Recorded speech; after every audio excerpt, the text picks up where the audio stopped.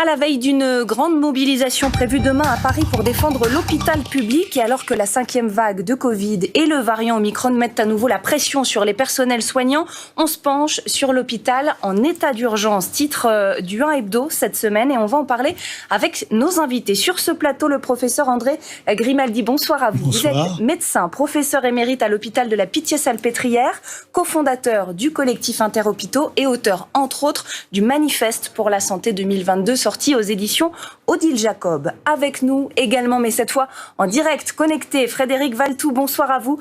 Vous êtes président de la Fédération hospitalière de France et également maire de Fontainebleau. On vous entendra dans un instant. Et la parole citoyenne du 18-20 ce soir, représentée par Céline Châtelard. Bonsoir Céline, vous êtes assistante de vie à domicile à Fréjus. Vous vous occupez de personnes âgées, personnes handicapées et atteintes de la maladie d'Alzheimer. Et vous nous direz dans un instant ce que représente pour vous l'hôpital public. Avant de vous entendre tous les trois, la parole à Julien Bisson, rédacteur en chef du 1 Hebdo. Bonsoir Julien. Bonsoir Lucie. Et comme chaque vendredi, vous allez nous expliquer le choix du 1. Eh bien d'abord pour une raison très prosaïque, vous l'avez rappelé, la 5e vague est là. Les cas d'hospitalisation augmentent chaque jour, plus 47% en une semaine pour les soins critiques. Nous sommes certes encore loin des sommets de la première et la deuxième vague de la pandémie, mais celle-ci, c'est la 5e, n'a pas encore atteint son pic et surtout elle frappe à un moment où l'hôpital public est au plus mal, un hôpital à bout de souffle, en manque chronique de moyens, mais aussi de personnel avec certains services au bord de la rupture, en urgence et en pédiatrie par exemple. Nous avons donc voulu, dans ce numéro du 1 Hebdo, de proposer un large portrait de l'hôpital public pour comprendre les raisons de la colère des soignants, les tensions financières actuelles, mais aussi esquisser quelques pistes pour sauver cette institution qui faisait il y a encore peu la fierté de la France. Alors peut-être, je peux me tourner vers vous, professeur André Grimaldi. Est-ce que le portrait que j'ai commencé à esquisser de l'hôpital est trop sombre? Quel est votre propre regard sur la situation de l'hôpital public en France? Non, il n'est pas sombre, puisque en 2000, la France était classée première des systèmes de santé. Alors, on peut discuter, mais enfin, depuis, on a cessé de reculer. Et on a reculé, pourquoi? Parce que notre système a été construit sur la maladie aiguë, bénigne en ville, grave à l'hôpital. Mais les maladies chroniques, il y a une épidémie. Là, on n'est pas bon du tout. Notre système n'a pas été construit pour ça. Il n'a pas été construit pour faire face à des épidémies. Avant l'épidémie de Covid, avant la pandémie, il y a eu une épidémie de bronchiolite chez les nourrissons, les petits-enfants. Comme chaque année, en 2019, elle n'était pas plus grave. L'hôpital public en Île-de-France a été complètement débordé. 30 nourrissons ont été adressés à plus de 200 km de Paris en ambulance. Et ça se pose encore aujourd'hui, parce qu'on parle du Covid, mais de la pandémie, la 5e vague. Mais ceux qui vont payer sont ceux qui n'ont pas le Covid, c'est les autres affections virales, c'est les autres malades qui vont être plan blanc retardés, c'est les chimios qui vont être reculés, c'est les opérations qui seront reportées. C'est ça, dans un hôpital qui a été maltraité parce qu'il a été comme une entreprise qui soigne des soins aigus, qui vend des séjours. C'était ça le mot d'ordre qui faisait tout le monde. La tarification de l'activité, dont se réclamait, y compris la Fédération d'hospitalisation de France, tout le monde, ça faisait consensus. L'hôpital, c'est comme une entreprise, ça vend des séjours. Ben non. Pour le diabète, pour l'insuffisance cardiaque, pour les maladies psychiatriques, c'est pas ça du tout. Et c'est là que ça craque. Les urgences, ça craque. La pédiatrie, ça craque. Un hôpital qui craque, c'est le portrait que vous faites aujourd'hui de l'hôpital public. Frédéric Valtou, forcément, on a envie d'entendre votre réaction à ce sujet. Est-ce qu'effectivement, aujourd'hui, notre système d'hôpital public n'est plus adapté aux besoins de la société? Ah si, l'hôpital public, il est totalement adapté et il a montré que pendant la crise, il était le bouclier sanitaire des Français. Donc il n'y a pas de problème. Si, bien sûr qu'il y a des problèmes. Mais vous me demandez s'il est essentiel aujourd'hui dans ce monde contemporain. Bien sûr qu'en France aujourd'hui, on a besoin d'un hôpital public, on a besoin d'un hôpital public qui aille mieux et on a besoin d'un hôpital public qui reste, j'allais dire, la colonne vertébrale d'un système de santé. Parce que là, on va parler de l'hôpital, mais n'oublions jamais que c'est tout le système de santé et même le monde libéral qui est en profonde crise. L'hôpital, c'est la partie, j'allais dire, la plus visible du système de santé. Mais c'est tout le système de santé qui aujourd'hui prend l'eau. Mais revenons un mot à l'hôpital pour simplement compléter ce que disait le professeur Grimaldi. On a un petit point de divergence. La T2A, c'est pas la T2A qui était à l'origine des maux de l'hôpital. En tout cas, selon moi, c'est 10 ans de rationnement budgétaire très fort. C'est effectivement 10 ans d'une politique où on a diminué les moyens de l'hôpital. Et c'est surtout ça qui a fait du mal à l'hôpital. la T2A, c'est souvent un chiffon qu'on agite comme ça. Mais je veux dire, il y aurait eu la T2A sans les économies, l'hôpital se serait porté beaucoup mieux. Mais là où le professeur Grimaldi a sans doute raison, la T2A, ce mode de financement, j'allais dire, il fallait le corriger, il y avait de manière technique des choses à revoir. Mais sur le fond, ce que je voudrais dire aussi, c'est que un des maux dont souffre l'hôpital, c'est de voir autour de lui un système de santé qui s'écroule. S'il y a autant de Français qui vont aux urgences, c'est parce qu'ils ont de plus en plus de mal à trouver un rendez-vous chez le médecin. Or, notre système de santé, il est fait pour que l'entrée dans le système de santé, c'est le médecin généraliste. Vous êtes malade, à part bien sûr les urgences fortes, les accidents de la route, les accidents cardiaques, etc. Mais sinon, vous êtes malade, vous allez chez votre médecin généraliste et ensuite, il vous envoie soit à l'hôpital, soit il vous traite. Aujourd'hui, le problème, c'est que c'est très difficile d'avoir accès à un médecin généraliste. Justement. Et donc, on va vers l'hôpital. Et on fait jouer à l'hôpital un rôle qui n'est pas le sien. Justement, on va parler de l'ensemble du système de santé, mais justement avec Céline Chatelaar, j'aimerais avoir votre regard. Vous ne travaillez pas à l'hôpital, mais vous connaissez les patients que vous suivez. Grâce à eux, vous suivez cet hôpital. Quelle image vous avez de l'hôpital public et justement des carences qu'il peut représenter ? Donc du coup, à l'hôpital, ça devient compliqué parce que nous, on se retrouve à domicile à devoir faire hospitaliser par le biais du SAMU ou des pompiers des patients à domicile qui malheureusement patientent pendant 6 heures aux urgences, le temps d'avoir un bilan sanguin. Par manque de personnel, par manque de disponibilité. Et ces personnes âgées sont en latence et au bout de plusieurs heures, on les renvoie à domicile en disant prenez soin de prendre rendez-vous avec le médecin généraliste pour le suivi. Je rejoins le monsieur qui vient d'intervenir juste avant moi. Nous sommes devant une difficulté extrême à ce jour. Pourtant, nous, on n'est pas dans un désert médical a priori sur la côte. Je suis de Fréjus et nous nous trouvons face à une difficulté, c'est de trouver des médecins généralistes parce que à ce jour, on en a énormément qui partent en retraite et qui malheureusement n'ont pas de remplaçants. Donc, on se retrouve à plus pouvoir avoir de médecins généralistes à domicile parce que ces médecins ne sont pas remplacés parce qu'ils n'ont pas de jeunes qui reprennent les cabinets. Et quand vous contactez des médecins généralistes, d'autres médecins généralistes pour prendre en charge ces patients-là, on vous dit on ne prend plus de nouveaux patients. Donc, on se retrouve à ce jour dans un désert médical, ce qui fait que quand nous envoyons les patients qui font une pathologie ou qui ont un problème de santé à l'hôpital, eh bien à l'hôpital, on nous dit voyez le médecin généraliste, on peut plus, on n'en a plus. Donc comment fait-on ? Et vous avez du personnel à l'hôpital qui n'est pas en mesure de prendre le temps nécessaire parce qu'ils sont tellement bousculés chaque jour par l'afflux de patients qu'ils reçoivent que là on se retrouve dans une médecine low cost bientôt parce que vous avez un besoin de rentrer les gens chez eux au plus vite. C'est des personnes qui sont hospitalisée 2 jours et elle rentre chez elle. Céline, c'est très intéressant. C'est très intéressant le portrait que vous dressez juste là et justement le professeur André Grimaldi a très envie de réagir. Je vais lui donner la parole et on revient vers vous juste après, Céline. Oui, lors de la première vague, on a vu un service public hospitalier comme on le souhaite, c'est-à-dire les soignants solidaires au service des patients et les gestionnaires au service des soignants. C'est ça qui manque dans le quotidien. Mais pas du tout, parce que dans le quotidien, c'est l'inverse. Quoi que dise Frédéric Valtou. Aujourd'hui, l'hôpital doit être rentable. Donc, quelles sont les tarifications rentables ? La chirurgie ambulatoire. On n'a pas été sur le modèle qui est le modèle les maladies chroniques, la grande épidémie, c'est y compris cette pandémie touche qui ? Les obèses, diabétiques, maladies cardiovasculaires. Notre système dans son ensemble n'est pas adapté. Alors l'hôpital, il a 3 maladies. 1, effectivement, les difficultés de la médecine de ville. Il n'y a pas de service public qui travaille en équipe en ville, ou du moins trop faible. Ce que nous expliquait Céline. D'où les malades vont aux urgences.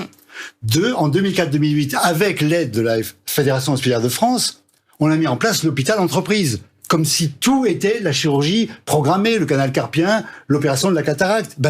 C'est pas vrai que c'est tout comme ça. C'est pour ça que la psychiatrie est dans un état dramatique en France. Et puis, par-dessus, après 2008, on a serré la vis de l'austérité. Mais il serait bien que les responsables tirent leur propre bilan. que la FHF, au lieu d'être satisfaite, dise quelle responsabilité on a. Frédéric Valletoux, est-ce que vous êtes d'accord avec ce que vient de nous dire le professeur Grimaldi?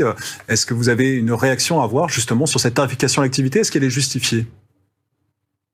Pas ranimer des débats d'il y a 15 ans, surtout que moi j'étais pas président il y a 15 ans, donc je veux bien endosser tout ce qu'on veut, mais je pense que plus sérieusement, personne ne conteste aujourd'hui le rôle et l'utilité d'un service public de santé très fort, articulé autour de l'hôpital, et avec un hôpital qui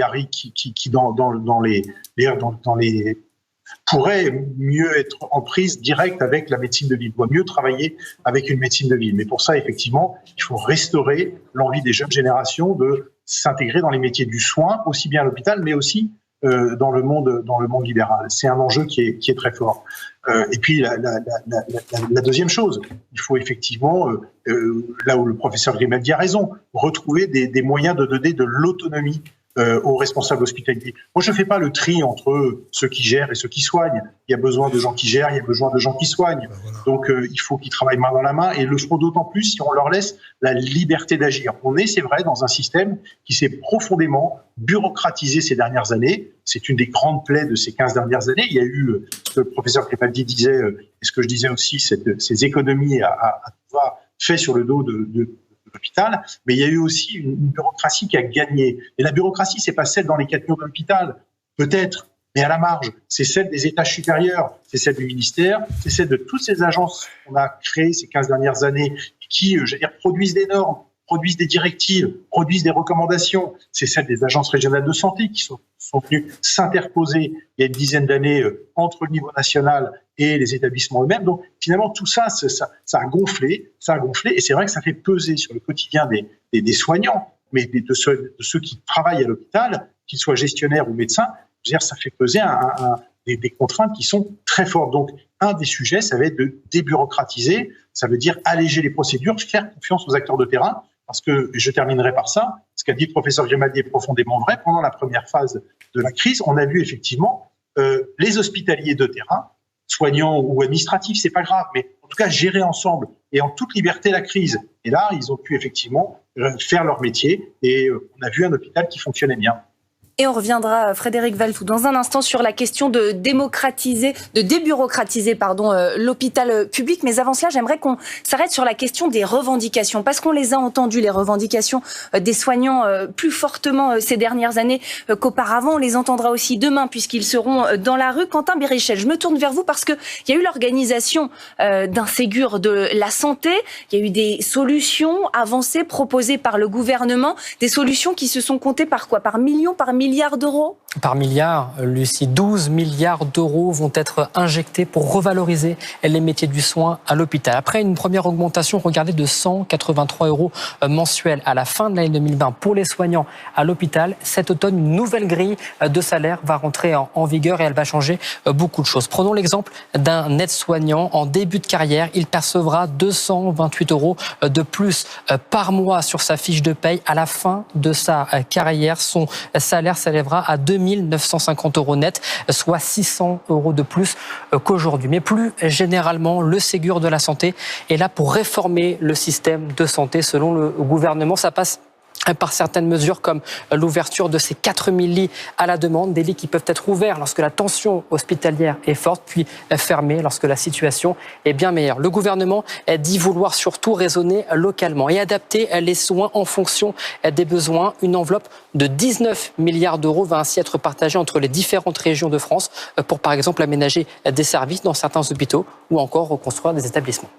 Alors, Quentin, il y a encore des trous à combler, on le disait, des choses à faire. Qu'est-ce qu'il manque aujourd'hui dans l'hôpital public? Quelles sont les revendications? Eh bien, parmi les principales revendications, il y a la revalorisation des permanences de soins. Autrement dit, les gardes ou encore les astreintes. Aujourd'hui, elles sont en grande majorité assurées par les soignants dans les hôpitaux, de moins en moins par la médecine de ville. Un chiffre pour vous le montrer, selon la Fédération hospitalière de France, 39% des médecins généralistes assurent aujourd'hui les gardes dans les services ambulatoires. Plus généralement, les soignants revendiquent aujourd'hui plus de personnel. Ils se disent en sous-effectif dans les hôpitaux, mais également en médecine de ville, avec ces déserts médicaux ou encore ces services d'urgence qui s'engorgent chaque jour. Un chiffre, regardez, aujourd'hui, 10% des Français n'ont pas de médecin traitant.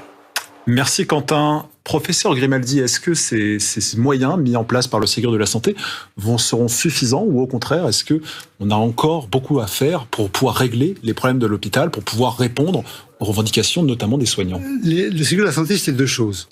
C'était des revendications salariales. On était, pour le salaire des infirmières, en 28e position sur 32 pays de l'OCDE. Après le Ségur, on est passé en 16e position. C'est-à-dire qu'on était à une position honteuse, on est passé à une position médiocre. Donc on est moins que la Belgique, moins que l'Allemagne, moins que la Suisse, moins que le Luxembourg, moins que l'Espagne, les pays frontaliers. Vous voulez dire que c'est pas encore suffisant, c'est un plan du rattrapage. Il faudrait qu'on soit au moins à la moyenne de l'OCDE.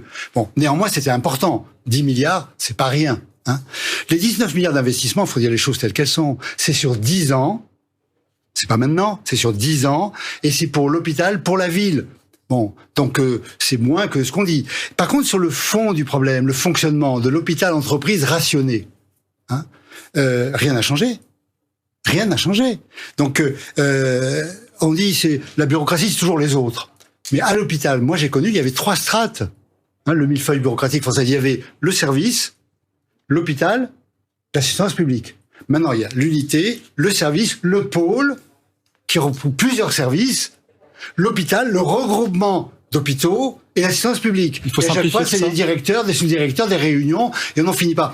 Et le grave, c'est que pour les infirmières, c'est pas vrai que les gens ne sont pas motivés. Chaque année, il y a plus d'1 million de jeunes qui aspirent à faire des études soit de médecine, soit d'infirmière.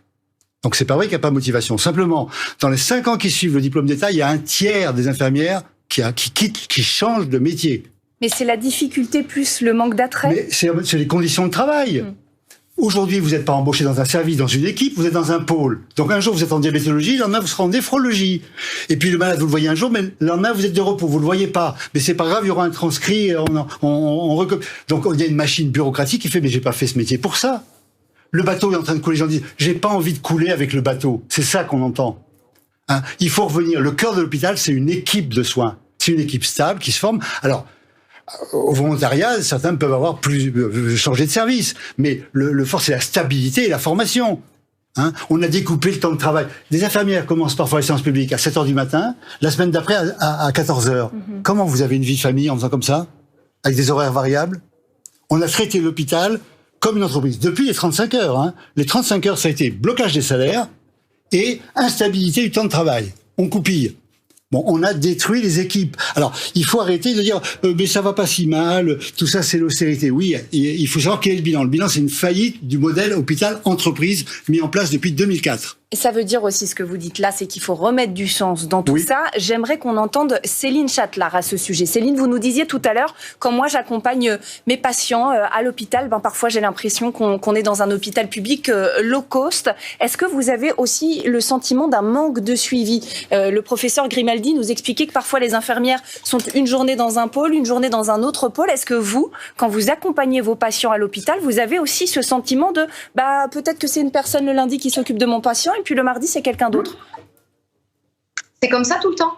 C'est comme ça tout le temps. C'est-à-dire que si vous avez quelqu'un qui est hospitalisé aujourd'hui, pendant 3-4 jours, vous allez voir 2-3 personnes différentes. Et du coup, vous expliquez une situation à domicile du patient que vous avez accompagné. Le lendemain, on vous dit « Ah oui, mais j'étais pas au courant ». Et en fait, je n'en veux en aucun cas au personnel soignant qui fait de son mieux parce qu'il faut dire qu'elles sont sous pression. Elles n'ont pas le temps matériel de discuter avec les accompagnants ou avec les familles parce qu'elles sont bousculées. On les attend de partout. Donc, c'est terrible. Et alors, du coup, quand vous êtes patient, vous allez à l'hôpital, il arrive un moment où on ne sait plus, on a perdu une information qui était importante pour pouvoir poser un diagnostic plus vite. Donc, à un moment donné, il va falloir que quelque chose soit fait pour que le personnel soignant ait plus de temps pour s'occuper réellement du patient, parce qu'à l'origine, ils ont fait ce métier pour ça et pour le faire plus consciencieusement. Je vous rappelle que les urgences sont en grève depuis au moins 2018. Alors, visiblement, personne n'est interpellé par le petit panneau derrière la blouse en grève. Faut voir comment elles sont traitées, les infirmières. Quand vous arrivez aux urgences et que vous avez un manque de brancard, un manque de fauteuil roulant, c'est pas possible de travailler de cette façon. C'est pour ça que je me permets de dire qu'on va vers un hôpital public qui est low cost. parce que en fait, on leur demande de faire au plus vite. Et malheureusement, en faisant au plus vite, elles ne peuvent pas prendre soin des patients correctement. Et sans compter que, effectivement, comme le monsieur venait de le dire juste avant, vous avez des infirmières qui sont pressurisées et un jour on leur dit vous venez de telle heure à telle heure et le lendemain ou la semaine d'après, ou 3 jours après, c'est une autre plage horaire. J'ai dans mes contacts personnels des gens qui travaillent à l'hôpital, c'est jamais les mêmes horaires. Donc à un moment donné, effectivement, comment voulez-vous construire une vie de famille et avoir un épanouissement psychologique correct pour tenir une cadence comme celle-ci? Donc moi, ça me fait doucement sourire quand on voit que votre collègue annonce 2 950 € en fin de carrière. Moi, je peux vous dire que les infirmières en fin de carrière, il ne va plus en exister bientôt, très longtemps, parce que les filles, elles ne restent pas. Elles s'en vont, elles changent de métier, elles ne vont plus dans le médical. Elles font des études pour ça et elles s'orientent autrement après. Quand vous voyez qu'il y a des personnels de catégorie C à l'heure actuelle dans le monde hospitalier qui gagnent un brut de 1 622 € avec 20 ans d'ancienneté, c'est scandaleux. Alors cette question, Céline, de l'attractivité, on va la poser à Frédéric Valletoux. Frédéric Valletoux, on voit ici un tableau très sombre d'un hôpital qui a beaucoup de dysfonctionnements. Le professeur Grimaldi disait tout à l'heure, il y a beaucoup de services qui craquent. Alors on est au début d'une 5e vague. Est-ce qu'il faut s'inquiéter sur la capacité de l'hôpital public à absorber justement cette 5e vague? Moi, je pense que si on parle simplement de l'épidémie du Covid, l'hôpital va tenir et va absorber les vagues. Après, la question, c'est à quel prix? Et le prix sera pour chaque vague plus difficile et plus douloureux. Plus difficile pour les personnels, parce qu'il y a l'usure, il y a la fatigue, il y a un taux d'absentéisme qui monte, il y a une réalité qui est de plus en plus compliquée. Il y a aujourd'hui un hôpital qui a quand même un genou à terre, et quand je dis l'hôpital, c'est les hommes et les femmes qui le servent. Et puis plus douloureux, parce qu'effectivement, le prix, c'est les déprogrammations. Il faut quand même donner un seul chiffre, 3 millions d'hospitalisations qui ont été déprogrammées, d'actes médicaux qui ont été déprogrammés à l'hôpital depuis les débuts de l'épidémie, donc depuis bientôt 2 ans. C'est inévitablement pour certains patients à qui on a dit de revenir plus tard, sans doute une perte de chance qu'on ne sait pas évaluer aujourd'hui, mais qui en termes de santé publique aura un jour un impact. Donc sur la prise en charge du Covid seul, l'hôpital tiendra, mais le prix à payer pour les hospitaliers et pour la société, ou ceux qui sont atteints d'autres maladies, sera de plus en plus lourd. Donc effectivement, l'hôpital a abordé la crise en étant un grand corps malade. On le sait, ça a été dit dans plein de rapports, et ça nécessitait, de vraies réformes. La crise, elle n'a pas amélioré la situation, elle n'a fait malheureusement qu'empirer.